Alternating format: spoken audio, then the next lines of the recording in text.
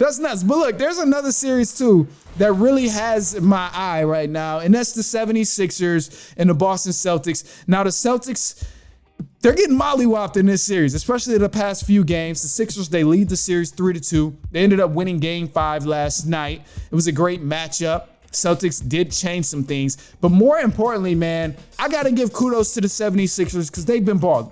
We seen Game 4, James Harden snapped.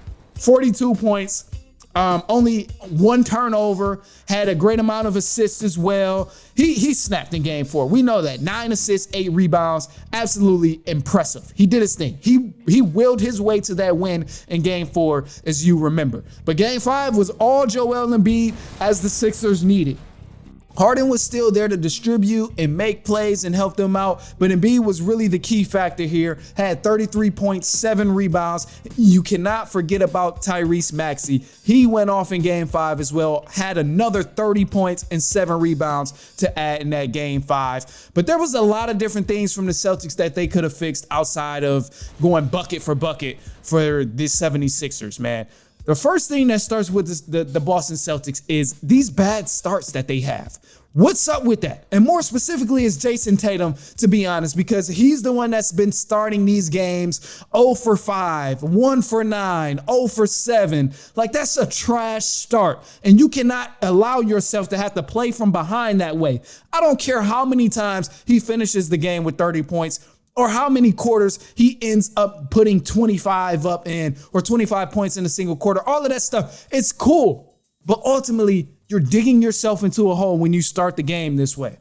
When you start the game 0 for 5, 0 for 9, it's not helpful. You're playing from behind right away. And if the 76ers continue to play how they've been playing, it's not going to be beneficial at all because they've shown that they can go bucket for bucket with you in crunch time. They've shown when they have a lead, they're going to control the pace. Credit to James Harden. He's going to control the pace and make sure his team is still staying afloat and keeping the lead that they have. Credit to the 76ers. They've been playing amazing. But bad starts is something that's really hurting the Boston Celtics right now. And a lot of that bad starting stuff is really with Jason Tatum.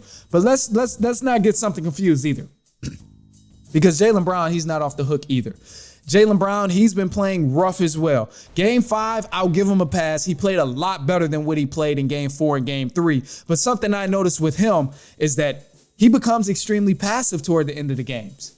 There's not usually that duo that we see between Tatum and Brown at the end of the games, especially when the game is close and in hand's reach. That's not the case because in Game 1, Jaylen Brown, extremely passive in the second half. He only attempted 3 shots the entire second half.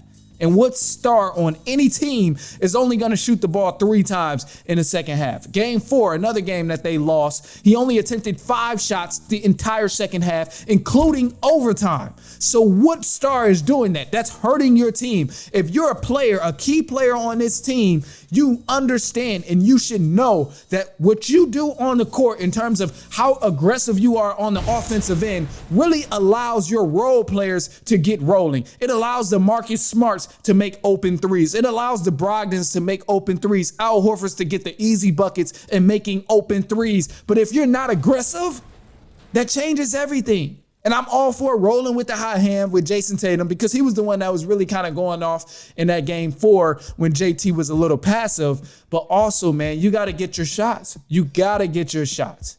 You got to, man. You absolutely have to. And it's a key factor for the Celtics. Also, too, last thing, between the bad starts and these passive play toward the end of the game from one of the other duos or from one of the other stars included in that dynamic duo, Celtics have to play better defense. They're getting ran out the gym.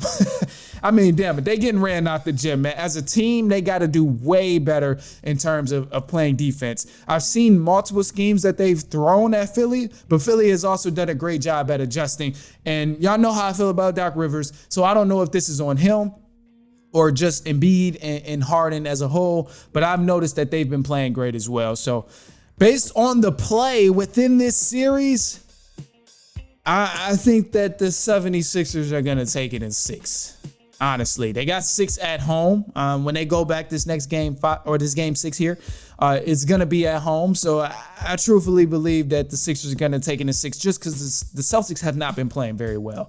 They've been very inconsistent within the stars on the defensive end. Things that we praised the Celtics for last year, we're not seeing the same consistency this year. So to me, I say the Philadelphia 76ers are definitely gonna take it in 6.